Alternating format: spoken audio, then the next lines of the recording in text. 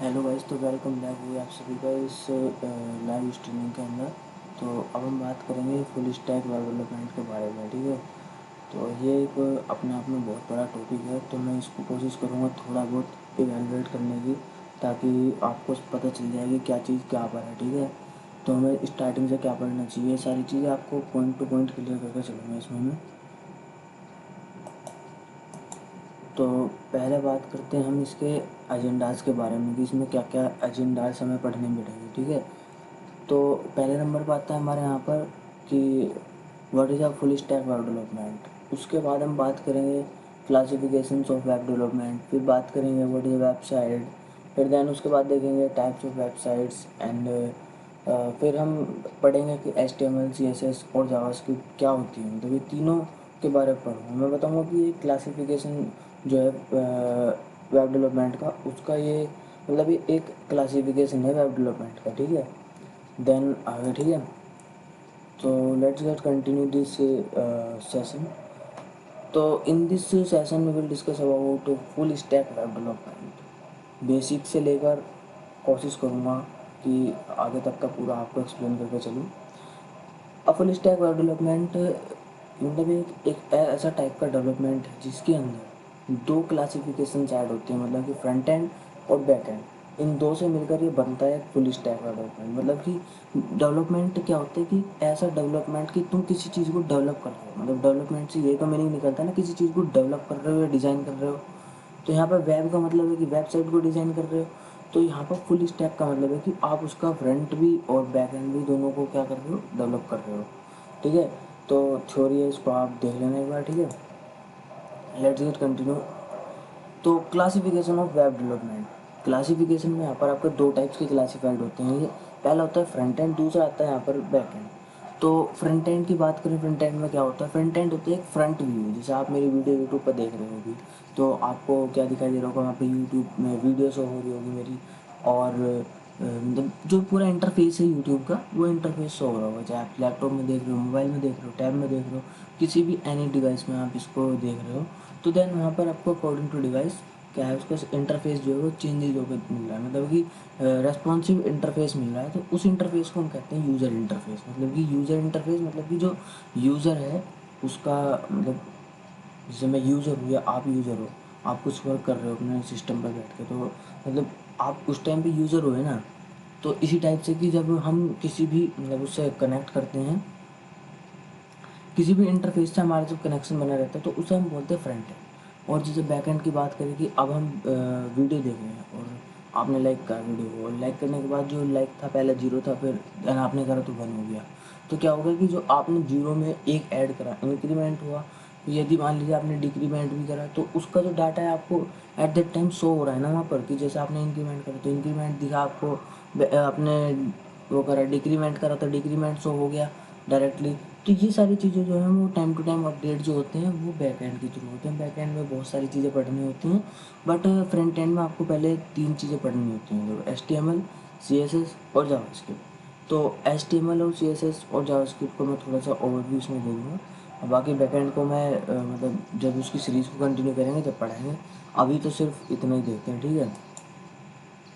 आगे बढ़ते हैं फ्रंट एंड वेब डेवलपमेंट। ये मैंने आपको वैसे बता दिया है, और एक बार आप इसे देख लो कि क्या है इसके अंदर, कैसे कैसे यूज़ करते हैं, क्या क्या हम इसमें पढ़ते हैं।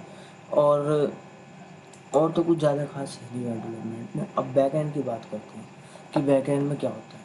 Back end developer are those experts who build maintain the mechanisms that process data and perform action on websites.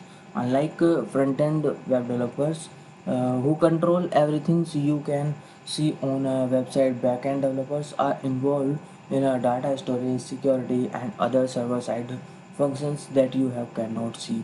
मतलब कि आप इसके लास्ट के पैराग्राफ पढ़िए, मैं आपको ऐसे बताऊँगा। अनलाइक से आप यहाँ से पढ़ना शुरू करिए, देन आप जैसे ही पढ़ोगे आपको सारा क्लियर हो जाएगा पढ़ते पढ़ते। मतलब कि इसके कहने का मतलब ये है कि फ्रंट एंड वेब डेवलपर्स जो होते हैं वो बस एक ऐसा डिज़ाइन करते हैं यार, जिसको हम देख सकते हैं। मतलब कि जो वेबसाइट है उसको हम देख सकते हैं, उसकी बैक एंड की प्रोसेस की, आपका डाटा कहाँ स्टोर हो रहा है, कहाँ से उसे सर्वर के जो मतलब सर्वर है उसको कहाँ से फंक्शन प्रोवाइड कर रहा है, इसको कैसे सिक्योरिटी मिल रही है, तो ये सारी चीज़ें हमारी बैकएंड में आती है, इसको हमारा बैकएंड डेवलपर मेंटेन करता है, मतलब जो बैकएंड डेवलपर है हमारा वो इन सब चीज़ों को वो मैनेज करता है। ओके, तो आगे मूव करते हैं, व्हाट इज़ वेबसाइट। अभी हमने पढ़ लिया कि जो वेबसाइट होती है उसका मतलब यूज़र इंटरफेस और बैकएंड इंटरफेस, मतलब दोनों के बारे में पढ़ लिया। अब हम बात करते हैं वेबसाइट क्या होती है।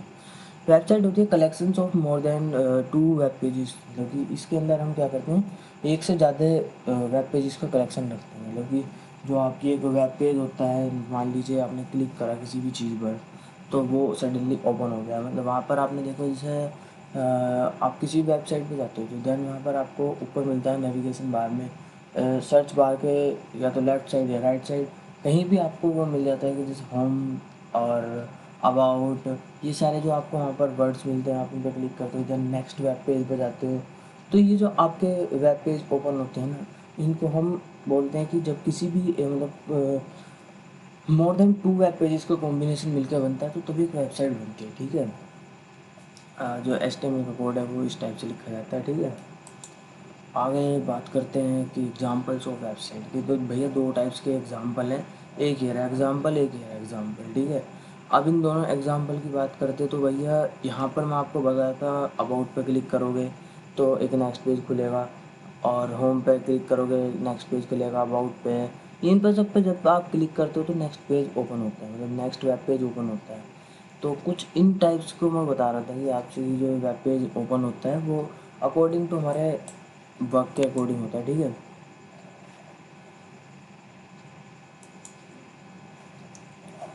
सो इसकी यहाँ पर डेफिनेशन है, इन डिटेल आप पढ़ लेना उसको, ठीक है। आगे बात करते हैं टाइप्स ऑफ वेबसाइट। ये एक इंटरेस्टिंग पॉइंट है, टाइप्स ऑफ वेबसाइट। ये दो टाइप्स की हमारी वेबसाइट होती हैं, पहले होती है स्टैटिक वेबसाइट, दूसरी होती है डायनेमिक वेबसाइट। स्टैटिक वेबसाइट्स वो होती हैं जिसके अंदर जो हमारा कोड है वो एक फिक्स्ड ऑर्डर में मतलब जो आपका कोड है वो फिक्स्ड वे में वहाँ पर डिज़ाइन होता है कि आप उसको चेंज नहीं कर सकते हो। जब आप एक बार अपनी वेबसाइट को होस्ट कर दोगे उसके बाद आप अपने कोड को बिल्कुल भी चेंज नहीं कर सकते, मतलब कि जो उसकी मान लो कुछ एरर भी था तो आप उसे चेंज करके मतलब परमानेंटली चेंज नहीं कर सकते उसे, आप अपने हिसाब से इंस्पेक्ट करके तो उसे चेंज कर सकते हैं, बट हम उसको परमानेंटली हर यूज़र के लिए नहीं चेंज कर सकते। तो ये हमारा स्टैटिक वेबसाइट का कोड होता है, मतलब कि जो स्टैटिक वेबसाइट्स होती हैं वो कुछ इस टाइप से डिज़ाइन करी जाती है, और जो इनका डिज़ाइन होता है ये मतलब बहुत ईजी होता है as compare to dynamic websites. And इसकी जो होस्टिंग होती है वो as compare to dynamic website बहुत सस्ती होती है, क्योंकि इसमें हमें किसी भी एक ऐसे प्लेटफॉर्म की रिक्वायरमेंट नहीं होती है कि जहाँ से हमें पेड वर्जन की रिक्वायरमेंट हो अपनी वेबसाइट को होस्ट करने के लिए। हम इजीली गिटहब पर जाकर होस्ट कर सकते हैं।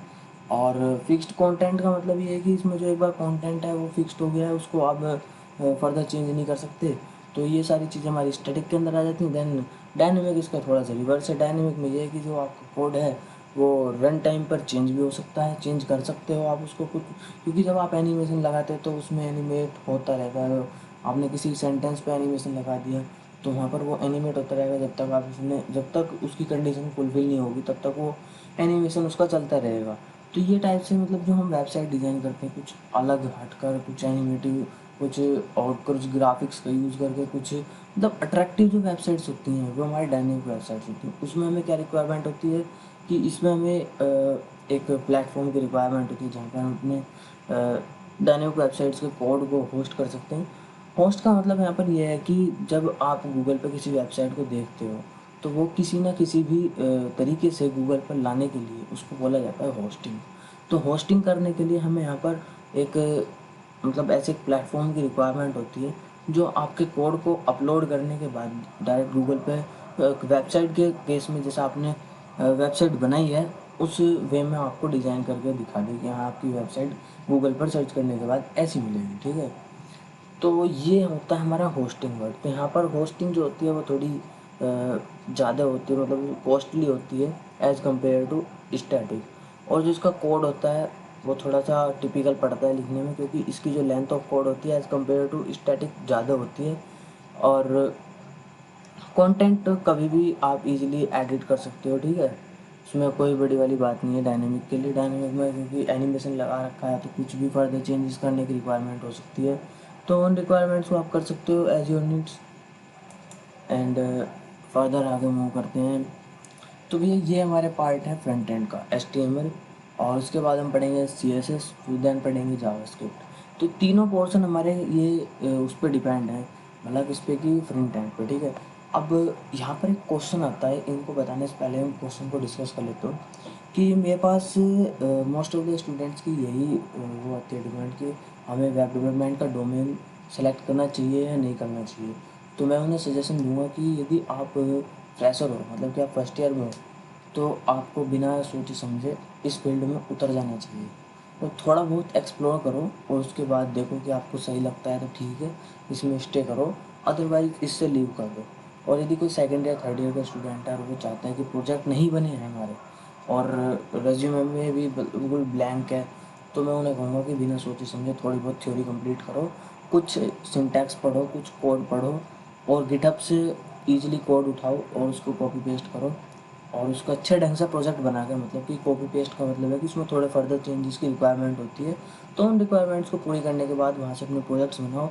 और इस फील्ड का मतलब मैं ये बताना चाह रहा हूँ आपको कि यदि आप सेकेंड या थर्ड ईयर के स्टूडेंट हो तो आप इसको ज़्यादा एक्सप्लोर करने की कोशिश मत करो, बस इतना एक्सप्लोर करो कि ताकि आप फर्दर आगे प्रॉब्लम ना हो आपको कि हाँ भाई आपने प्रोजेक्ट बना लिया, नॉलेज आपको नहीं है, तो इतना आप थोड़ा बहुत पढ़ लो। और फर्स्ट ईयर वालों को तो मैं यही रिकमेंडेशन दूंगा कि यदि आप फर्स्ट ईयर में हो तो अभी और इसे एक्सप्लोर करने की कोशिश करो, HTML को पूरी डीप में पढ़ो, फुल डेप्थ में पढ़ने की पूरी कोशिश करना, क्योंकि मोस्ट ऑफ द स्टूडेंट्स क्या गलती करते हैं कि वो HTML जितने, मतलब इसमें हमारे हिसाब से होती है कि भाई हाँ इतने इतने एलिमेंट्स, इतने टैग्स, इतने ये सब चीज़ें पढ़ ली और आगे इम्प्लीमेंट करने लग गए। बाद में जब प्रॉब्लम आती है कि जब आप नए नए एनिमेशंस को यूज़ करते हो तो उसके लिए जो आपको टैग्स की रिक्वायरमेंट्स होती है वहाँ पर बहुत ज़्यादा प्रॉब्लम आती है। जब मैं HTML का पूरा ट्यूटोरियल दूंगा आपको तब मैं बता दूंगा कहाँ से आपको ऑनलाइन पढ़ना चाहिए HTML को। वहाँ से मैं आपको पूरे रिसोर्सेज के साथ पढ़ाऊँगा, बताऊँगा कि कौन कौन से रिसोर्सेज आपको फॉलो करने चाहिए किसी एक वेब डेवलपमेंट को कंटिन्यू करने के लिए, या फिर CSS या फिर जावास्क्रिप्ट को कंटिन्यू करने के लिए मैं सारे रिसोर्सेज आपको वन बाय वन प्रोवाइड कर दूँगा, ठीक है। तो अभी बात करते हैं HTML होती क्या है। HTML एक हाइपर टेक्स्ट मार्कअप लैंग्वेज होती है, ये वेबसाइट को क्रिएट करने के लिए, वेब पेजेस को क्रिएट करने के लिए यूज़ करी जाती है, ठीक है। मार्कअप लैंग्वेज ऐसी होती है कि जिससे आप कुछ भी अट्रैक्टिव क्रिएट कर सकते हो, मतलब कि इसमें नंबर ऑफ एलिमेंट्स होते हैं जिसकी हेल्प से आप एक मतलब फॉर्मेट को डिज़ाइन करते हो अपने वेब पेज के लिए, ठीक है। मतलब कि आप जब वेब पेज डिज़ाइन कर रहे हो तो इसमें बहुत सारे टैग्स, एलिमेंट्स और मतलब ये सारी चीज़ें होती हैं जिसकी हेल्प से आप एक लेआउट तैयार करते हो। यहाँ पर आपको दिखाई दे रहा होगा ये इसका पूरा बॉयलर कोड है, ठीक है। इस बॉयलर कोड पर भी आप एक थोड़ा सा फोकस कर लेना, क्योंकि ये क्या होता है इसमें मैं बता दूंगा, जब ट्यूटोरियल चलेगा पूरा मैं आपको पूरा एक्सप्लेन करके चलूँगा कि मेटा क्या होता है, हेड क्या होता है, बॉडी क्या होता है, और देन HTML का, तो सारी चीज़ें मैं आपको बता कर चलूँगा। यहाँ पर ये इनकम्प्लीट है तो उस वजह से बोल रहा हूँ मैं आपको कि थोड़ा बहुत देख लेना, अदरवाइज़ मैं आपको सारा एक्सप्लेन करते चलूँगा, ठीक है, टाइम टू टाइम। ओके, आगे बात करते हैं हम CSS के बारे में कि CSS क्या होती है। अभी आपने पीछे क्या करा कि आपने HTML पढ़ी, HTML से आपने क्या करा, अपने वेबसाइट पे डाटा एंटर करा दिया, ठीक है। HTML का काम बस इतना ही होता है कि आप अपने एक वेबसाइट से, मतलब वेबसाइट पे वेब पेजेस पर डाटा को वो करना, एंटर करना, या मतलब कुछ भी ऐसा वर्ड यूज़ कर लीजिए कि जिससे आप डाटा को एंटर करा रहे हो। ओके, अब CSS का क्या हेल्प है। CSS एक ऐसी फाइल है, ऐसी सीट है जिसकी हेल्प से आप स्टाइलिंग कर रहे हो, अपने उन वर्ड्स को सेंटर में ला रहे हो। मान लीजिए आपने कोई हेडिंग पास करी हुई है उसमें, और वो हेडिंग तो आपकी, जहाँ मैं बताती हूँ यहाँ से आपकी हेडिंग स्टार्ट होगी इस कॉर्नर से, मतलब कि आपकी जो हेडिंग है वो लेफ्ट कॉर्नर से स्टार्ट होगी, जो भी आप अपना मटेरियल पास करोगे वो डायरेक्टली लेफ्ट कॉर्नर से ही स्टार्ट होता है जब आप HTML का कोड लिखते हो। कभी भी करके देख लेना, मैं एक आपको एग्जांपल दिखाऊंगा जब ट्यूटोरियल चलेगा, जब स्टार्टिंग में दिखाऊंगा इस चीज़ को कि जब आप कोई कोड लिखते हो, नॉर्मली बॉयलर कोड भी लिखते हो या हेडिंग पास, पैराग्राफ पास, कुछ भी पास करते हो उसमें, तो वो डायरेक्टली आपके लेफ्ट साइड से स्टार्ट होता है। तो उस चीज़ का हमारे पास क्या सोल्यूशन है, उस चीज़ का हमारे पास एक सोल्यूशन है CSS होती है कैस्केडिंग स्टाइल सीट्स, मतलब कि इसकी हेल्प से हम अपनी सीट्स की, जो भी HTML की सीट बनाकर आए हैं उसकी स्टाइलिंग कर सकते हैं, ठीक है। Use to design HTML tags and widely use language on the web development, it's a help to designing to apply styling on HTML tags, मतलब ये HTML टैग्स के ऊपर स्टाइलिंग करने के लिए अप्लाई करी जाती है वेब डिज़ाइनिंग के अंदर। और CSS के बारे में बात करते हैं कि CSS का क्या रोल है, CSS कितनी मतलब एक्सपेंड है मार्केट के अंदर। तो CSS की बात करने से पहले मैं बता दूँ आपको कि जब आप HTML कंप्लीट कर लो, जो फर्स्ट ईयर वाले हैं उनके लिए, जब आप पूरी HTML कंप्लीट कर लो देन उसके बाद आप सोचोगे कि अब स्विच करते हैं CSS की तरफ। तो CSS आपको इतनी पढ़नी है कि आप कोई भी पॉइंट मिस ना करें इसका। मैं आपको एक सजेशन और दूंगा, आप जावास्क्रिप्ट उतनी करें ताकि जो आपकी वेबसाइट है वो पूरी रेस्पॉन्सिव हो जाए, ठीक है। बट आपको CSS इतनी करनी है कि जो आपकी स्टाइलिंग है या कोई एनिमेशन ऐड कर रहे हो आप, या कुछ होवर या मतलब आप कुछ भी ऐसा ग्राफिक्स यूज़ कर रहे हो कि जिससे आपकी वेबसाइट अट्रैक्टिव हो, तो उन सभी चीज़ों को आप पहले से पहले CSS के अकॉर्डिंग पढ़ के देख लीजिए। मैं आपको सारा डाटा प्रोवाइड कर दूंगा, जब आप वो 1 बाय 1 ट्यूटोरियल्स चलेंगे उनके अकॉर्डिंग मैं आपको सारा डाटा प्रोवाइड कर दूंगा। ओके, टेंशन वाली कोई बात नहीं है, सब चीज़ आपको 1 बाय 1 मिलेगी शेड्यूलिंग के अकॉर्डिंग। अब बात आती है मेन कि इसका हमें मतलब वेब डेवलपमेंट का डोमेन क्यों सेलेक्ट करना चाहिए। भाई ये भी तो क्वेश्चन अराइज हो सकता है माइंड में कि वेब डेवलपमेंट ही क्यों लें, कोई अलग फील्ड ले लें, हम एंड्रॉयड डेवलपमेंट ले लें। ये आपके ऊपर डिपेंड है, मैं इस पर ज़्यादा फोर्स नहीं दूंगा। हाँ बट मैं अपने अकॉर्डिंग बताता हूँ कि वेब डेवलपमेंट की भी salary as a Indian salary के अकॉर्डिंग बताऊँ तो अप्रोक्स 20 LPA, मतलब कि 20 LPA के करीब उसकी सैलरी है इंडिया में। आप किसी भी फ्रंट मतलब किसी भी स्टार्टअप में चले जाइए, चाहे किसी भी आप बिग जॉब पर चले जाइए MNCs पर, तो वहाँ पर आपको 20 LPA के अकॉर्डिंग इसकी जॉब मिल जाएगी स्टार्टिंग इसका 15 to 20 के मतलब 15 to 20 के बीच में आपको इसका पैकेज रहता है, ठीक है। तो क्या ये बेस्ट है हमारे लिए, या मतलब बेस्ट है तो हमें कितना पढ़ना चाहिए इसमें, कहाँ तक हमें मतलब हम कितने पढ़ेंगे उसके बाद जाकर हमें 20 LPA तक पहुँचेंगे। तो सबसे पहले आपको क्या करना होगा, फ्रंट एंड पूरा कंप्लीट करना होगा। उसके बाद आप बैक एंड को थोड़ा एक्सप्लोर करिए, बैक एंड में 2-3 प्रोजेक्ट्स बनाइए, बैक एंड भी थोड़ा सा और डीपली एक्सप्लोर करना शुरू करिए। देन उसके बाद आप पॉसिबिलिटीज़ है कि हाँ आप 20 LPA तक स्टैंड कर पाओगे IT सेक्टर के अंदर। अदरवाइज़ तो आपको मे बी 10 LPA भी बहुत मुश्किल से मिलेगा, क्योंकि जब आप फ्रंट एंड लिखते हो ना कि I am also front end web developer, then वहाँ पर वो रियलाइज़ कर लेता है कि क्या तुम्हारी सिचुएशन है या तुम कौन सी पोस्ट को हो सकते हो। उसे सीधा सीधा पता चल जाता है कि हाँ अभी से नॉलेज नहीं है, बिगनर है। देन जब आप वहाँ पर लिख देते हो फुल स्टैक वेब डेवलपर, तो वो ईजिली समझ जाता है कि हाँ अब इसको समझाने की कोई ज़रूरत नहीं है, इसने पूरा डेवलपमेंट कर रखा है, जैसे बेसिक्स टू प्रो सब चीज़ें आती है। तो आगे मूव करते हैं भैया अपने जावास्क्रिप्ट की तरफ। जावास्क्रिप्ट एक object based oriented programming language है, ठीक है। ये जैसे पाइथन होती है ऐसी ये है स्क्रिप्टिंग, बस इतना डिफरेंस है कि स्क्रिप्टिंग लैंग्वेज है वो एक अल्फ़ाबेटिक लैंग्वेज है, सेम बस थोड़ा सा डिफरेंस है स्लाइटली, क्योंकि इसमें जो यूज़ होती है वो नॉर्मल सिंटैक्स ऐसे कह लीजिए कि जो सी के सिंटैक्स हैं सी लैंग्वेज के, वो कुछ इससे सिमिलर, मतलब जावास्क्रिप्ट और सी लैंग्वेज की सिंटैक्स मोस्टली सिमिलर सिमिलर से होते हैं, ठीक है।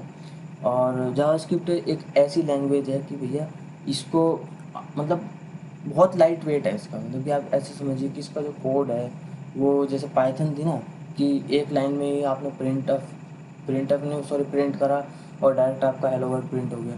तो सेम कंडीशन इसमें है कि वहाँ बस इसमें थोड़ा सा ये है कि आप सी का भी यूज़ करते हो, तो कॉम्बिनेशन है सी और पाइथन का कुछ इस टाइप से समझ के चलना। और मैं बताऊँ कि बहुत से स्टूडेंट्स देख कर डरते हैं कि जावास्क्रिप्ट हार्ड है या जावास्क्रिप्ट को बाद में देखेंगे या बाद में पढ़ेंगे, पहले SCSS तक कंप्लीट कर लें। तो एक चीज़ है भाई, जब किसी भी लैंग्वेज को या किसी भी नई चीज़ को सीखते हो तो वो थोड़ी सी तो आपको टिपिकल लगेगी, बट टिपिकल लगने से ज़्यादा बेटर ये है कि आप उस चीज़ को ज़्यादा एक्सप्लोर करो, और जितना उसे डीपली एक्सप्लोर करोगे उसकी थ्योरीज पढ़िए, उसकी हिस्ट्री पढ़िए, एंड देन उसके टॉपिक्स वाइज थ्योरीज पढ़िए, एंड देन उसके छोटे छोटे से प्रोग्राम बना के देख लीजिए। जब आप टॉपिक 1 बाय 1 ऐसे कंप्लीट करते चलोगे then I am really sure कि आप जो है एक मतलब ठीक ठाक जावास्क्रिप्ट में डेवलपर बन सकते हो। तो और थ्योरी पढ़ लेना इसकी, क्या है एनिमेशन में यूज़ होते हैं, मल्टीमीडिया में यूज़ होती है, ये सारी चीज़ें हैं, ठीक है। लॉजिक बेसिकली जब हम लॉजिक इम्प्लीमेंट करते हैं ना अपने वेब पेज के अंदर, तो वहाँ पर इसका मेन रिक्वायरमेंट होता है जावास्क्रिप्ट का। और तो बाकी ये तो सब हम नॉर्मली यूज़ कर ही लेते हैं इसको। जब हम नॉर्मली यूज़ करते हैं तो जैसे एनिमेशन लगा रहे हैं, कोई ग्राफिक्स ऐड कर रहे हैं, कोई कंट्रोल मल्टीमीडिया लगा रहे हैं, तो वहाँ पर हमारे इसका जो लाइन ऑफ कोड है वो मिनिमम 10 to 20 लाइन बस इतना ही होता है, ज़्यादा नहीं होता, ठीक है। जब हम किसी बड़ी चीज़ पर इम्प्लीमेंट कर रहे हैं तो ज़्यादा कोड होगा, मतलब ज़्यादा लाइन्स का कोड होगा। तो बस इतना डिफरेंस है, और कुछ डिफरेंस नहीं है। जैसा आप सी पढ़ कर आए हो या पढ़ रहे हो या पढ़ी है कभी, सेम बिल्कुल ऐसी ही इसकी जावास्क्रिप्ट की कहानी है। बस जावास्क्रिप्ट ये है कि आपकी वेब डेवलपमेंट में काम आ जाती है, और सी आपकी भी आती है, मतलब सी का भी हम यूज़ करते हैं। सी, पाइथन, जावास्क्रिप्ट, ये तीन लैंग्वेजेस का तो मुझे पता है। और ठीक है,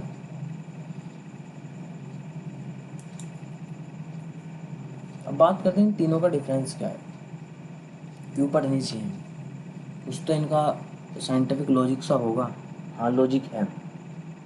पहला लॉजिक तो ये है कि HTML क्या होती है। HTML एक ऐसी पार्ट है कि जिससे आप अपना कंटेंट प्रोवाइड कर रहे हो वेब पेज पर, आपने डायरेक्टली अपना कंटेंट वहाँ पर प्लेस करते हैं। अब आपको क्या करना होगा कि उसकी स्टाइलिंग करनी होगी। वो थोड़ा सा इधर उधर हो रहा था, उसको मतलब वो एक साइड चल रहा था, आप उसको क्या करोगे, थोड़ा सेंटर में लेकर आओगे, थोड़ा इधर करोगे, थोड़ा उधर करोगे, उसको मैनेज करोगे। मैनेज करने के लिए क्या हम हेल्प करते हैं, CSS के यूज़ लेते हैं। और उसके बाद हमें भाई उसे ऑपरेट भी करना है, उसे चलाना भी है, और मतलब उसे रेस्पॉन्सिव बनाना है। तो हम क्या करेंगे, हम जावास्क्रिप्ट का यूज़ करेंगे। जावास्क्रिप्ट का भी यूज़ करेंगे, किसी और लैंग्वेज का भी यूज़ कर सकते हैं। मैं इस चीज़ को कोई जोर दबाव नहीं दूंगा आपको, बट मैं पढ़ाऊँगा यहाँ पर जावास्क्रिप्ट, तो आपको जावास्क्रिप्ट ही पढ़नी पड़ेगी। कोई ज़्यादा हार्ड नहीं है, सिंपल है, समझ जाओगे ईजिली। ठीक है। HTML क्या होता है कि आप मानिए इस कार का जो बेस है, वो टायर और व्हील और ये सारे मतलब जो बेसमेंट का पार्ट है इसका कार का, वो सब आ गया हमारे HTML में। और उसकी बाहर की बॉडी डिज़ाइनिंग और लुक, आउटपुट, सब चीज़ें हमारी किस में आ जाती है, CSS में। जो मेन पार्ट है, जो ऑपरेट कर रहा है, जो इसे चला रहा है कार को, वो क्या है, हमारा इंजन। इंजन कैसे बनता है, इंजन हमारा चल रहा है भैया, मेन पार्ट है इंजन। तो मेन पार्ट ही हमारी इसमें एक थर्ड लैंग्वेज आ जाती है, जिसकी हेल्प से हम इसे HTML और CSS को, जो हमने वेब पेज डिज़ाइन करा, उसे चला पाते हैं। उसको हम बोलते हैं जावास्क्रिप्ट। या आपको पाइथन पढ़ लीजिए या सी पढ़ लीजिए, बट यहाँ पर ओनली जावास्क्रिप्ट। ठीक है। So any doubt?